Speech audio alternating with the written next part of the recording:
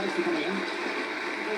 And you say that the first question people tend to ask when you tell them about your past is, how did you get into prostitution? And I'm afraid I'm going to echo that and ask you that very question, because it's a very simple but straightforward question. Would you share that with us? Okay. I left home in the spring of 1990. I'd not long turned 14, and I found within 18 months of that time, I'd been homeless on and off for those 18 months, sure. And that was mixed in with different placements in hostels and every type of residential care out there, really. So at the end of that time, I'd been out on the streets for a number of weeks, and I met this man who's a bit older than me, early 20s, and he had this great idea about how I could earn money. And he encouraged you to head down to the street. Where did he bring you? Benbourg Street. Okay, which would be a very well-known street for prostitution in Dublin, certainly. And you were what age? I was 15 at that time. Okay. Do you remember, Rachel, getting into your first car with someone? Yeah. Can you tell me about that? I remember that particular man because, well, just everything about it. I remember the way the man I was with asked him to take it easy on me. It was my first time. And I remember the feelings I had then, just that skin crawly feeling, the hypocrisy of it, just... In what sense, the hypocrisy? Well, I mean, he was pretending to care after where he had just brought me. Yes. So it was, that's the overwhelming feeling. I understand, yeah. From that. So you got in the car. Tell me what happened next. Well, he was, I remember it was a white car. He was kind of balding man, 40-something, and his kick was that he wanted to be clattered around the place with a bendy branch off a tree up the Phoenix Park. And this is what he was into. I'd never heard of such a thing at the time. I didn't know it existed. But it left something in my mind, in that I always remembered that, because he paid me 3 times the going rate. And it always stuck with me, because I realised that the perverts were where the money was. Can I ask you, do you remember how much he paid you? Yeah, he paid me £30. It was, you would be paid £10 on the streets for hand relief. That was the going and rate. And he paid me 30 because there was a bendy branch involved. And that was the added extra for him. It was, yeah. For his kick, as you might say. And when you finished that particular moment, he brought you back to Benbourg Street, and did you ever think, right, well that was a once-off, I'm never doing that again, or did you realise, the first domino had fallen and here we are? It was exactly like that. The first domino had fallen, and you see, at that time, what I'd like people to try to understand is that I had no other options. Okay. I had no education or training. I had nothing to recommend me. I had no way to live. I had no way to support myself. So here was a way to support myself that had just popped up. And I went with it because I had really no other viable options. As you saw it, you felt that this was it for you? Yeah, and very quickly in that life you start to feel that this is all you're fit for. That happens to so many women, and I think especially women who never earned a buck any other way. Sure. What sort of money were you making? On Benbourg Street it was pitiful, because it was £10 was pounds in those days for hand relief, 15 for oral sex and 20 for full intercourse. Yeah. So because I didn't do intercourse for the time that I was on the streets, I would always have to see between 7 and 10 men before I made £100. And it was always my thing that if I was going to be down here debasing myself like this, I wasn't going home without £100. So, those were the rates. Let's go back a little bit, because you kind of touched on your own background. Maybe tell me a little bit about your folks. My parents were they were 2 people who were very seriously and genuinely unwell. Okay. There was no ill intent and no badness ever in them, but they were just very unwell. They were both mentally ill. We also both had problems with addiction, so it was never going to end well. So growing up then, when you were, say, 8, 9, 10 and thereabouts, what was that like, going to school or with family and so forth? Well, we were very isolated in a social sense because, well, we weren't allowed to mix to begin with. So any friends we had would just be classmates in school. We weren't allowed outside of the house, very rarely anyway. And just when both your parents are sick, your whole life is shaped by their sickness, And going to school, were you isolated from the other kids in the class? Yes, in the sense that we were marked out as different because we were different. We were very obviously poor. We'd never have books, pens. Half the time you wouldn't have your full uniform. This kind of thing. Yeah. So kids see that, and it makes life hard. So it's quite intense. It's kind of poverty, really. It was, and I'm mindful of the fact that in the 70s and 80s, when I was growing up, everybody was poor. I mean, nobody was rolling in it in those days. But we were especially so. Like, we would have been one of the couple of really disadvantaged families in our estate, And you were the eldest, is that right? Second eldest girl, yeah. So did you have, as the eldest girl, of course, did you find yourself in some class of a role of responsibility, given your parents' inability to get on with it? You do. That falls to you as the eldest girl. You're like the mini mammy, if you like. So what sort of things would you have been doing at a premature age, if you like? A lot of the things my parents should have been doing, I suppose, like bringing the other kids to school and back and stuff like that, My mother always made a meal every evening, so it wasn't like I didn't have to do every last thing. But she never got out of bed before 5, 6 o'clock in the day, so, And when did things get particularly bad for your mum? In November of '89, my father committed suicide. I'm sorry, okay. Thanks. And it was really, well, it was downhill all the way anyway, but it really took an extra, a dive after that. She just couldn't take it, and she expressed her grief in a very, with a lot of animosity, and that was all directed towards me. And you could feel that, and was that part of the reason you left home then? Oh, it was the reason. The reason, and of course she wasn't a well woman. God help her. So I get the impression you have certain sympathy for her in that regard. I do have deep compassion for her, and I've said that in the book. Yeah. I really truly can't fathom what she went through. How old were you then when you left the house? I left the house in March of 1990, and I'd gone. It was a couple of weeks beyond my 14th birthday. Okay. And you were, as you said, you were in and out of hostels and various things, and you ended up on Ben Burb Street, and so your life as a prostitute began. Mm-hmm. When you were working as a prostitute then, what sort of men were you meeting? I mean, is there a type, or is it a vast variety? What sort of guys were coming to see it? There is a type in the sense that most of the men that you meet are very full of a sense of sexual entitlement. Mm-hmm. And that runs across all segments of society. But as far as the social demographic, most of them are middle-class men. At least 60% are married or committed, and that would be a conservative estimate. I'd say closer to 3/4. Yeah. And were they abusive, or were they kind, or what sort of attitude would they have taken to you? You said entitled, but yeah, go on. Yeah, I haven't experienced a man being kind in prostitution because it's not possible for them to be. If you're paying to use the body of somebody as some kind of a masturbation device, mm-hmm. Because they've been stripped of their any kind of viable opportunity or options in life, there's no kindness in that I can see. Was there abuse at all? Oh God, yeah, every day. In what? When would that become? When was that? I mean, obviously, it's always going to be an issue. If you know, I do understand that entirely. But talk to me a little bit about that. Well, it would be physical, sexual, verbal. You'd be bullied a lot, pressured a lot to do things you didn't want to do. And that was just relentless. That's a part of the prostitution life. Yeah. And did you feel that you had to just go with that because you had chosen, if you want to call it that, chosen this way of life?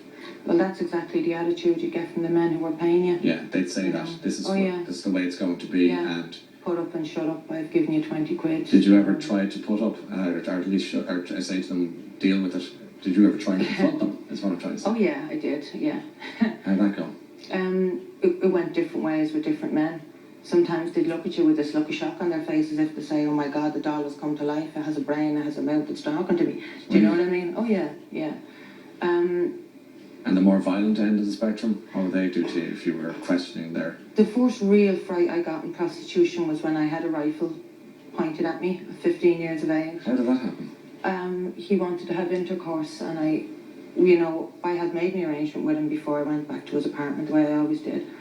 And he had a change in mind when we got there, and I put up a struggle, and he pulled the rifle out from under the bed. So I went to try to run out his bedroom door, down the stairs, hysterical screaming. It never even occurred to me. I was standing there, I was in my underwear. I would have been able to see if he hadn't caught a hold of me at the top of the stairs.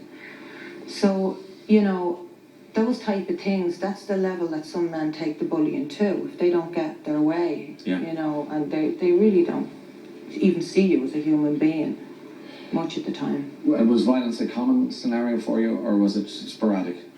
It was sporadic, but it was more, the threat of violence was far more common than the actual physical violence itself. So there was an atmosphere almost of it, that pervaded the experience every time. What about the so-called upper end of the market? What are we talking about when we say that, or use that expression as you might? I laugh at that when I hear, because there is no upper end. One of the remarks that I made in the book is that prostitution is prostitution, regardless whether your arse is rubbing against white linen or, roughened concrete. It doesn't matter whether you're up a laneway or you're in, the presidential suite of some beautiful big hotel. And at times, the more money you make, when you're dealing with a particular type of man,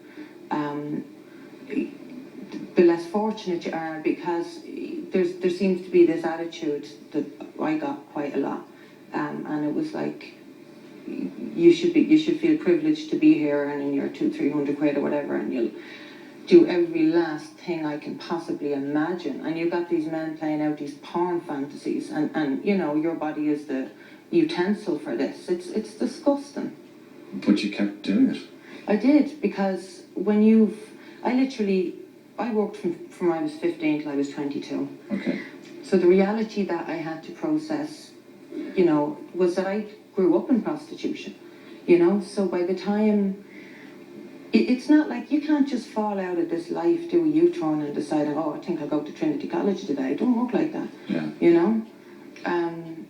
It wasn't something that, it's like you're on this one particular road. Yeah. And you don't have options. You don't have a sense of options in the same way that other people understand what options are. Because you can't just turn around, let's say at 20 or 21 or whatever, and decide, I'm going to go and do something else. Yeah. Because the fear and the panic, like I've described in the book, I couldn't be a part of the society I saw all around me. I desperately wanted to be, but I couldn't. And Rachel, did you work you talk about working in the streets, or was it what sort of streets are you talking about? I worked on Bourke Street, Burlington Road and Waterloo Road. Okay, so they'd be so-called high-end parts of town, certainly. There's nothing high-end going on up there. I can believe it. I can well believe it from what you've been saying. You worked in brothels? Okay, is there any difference whatsoever between one and the other? The streets and the brothels? Yeah.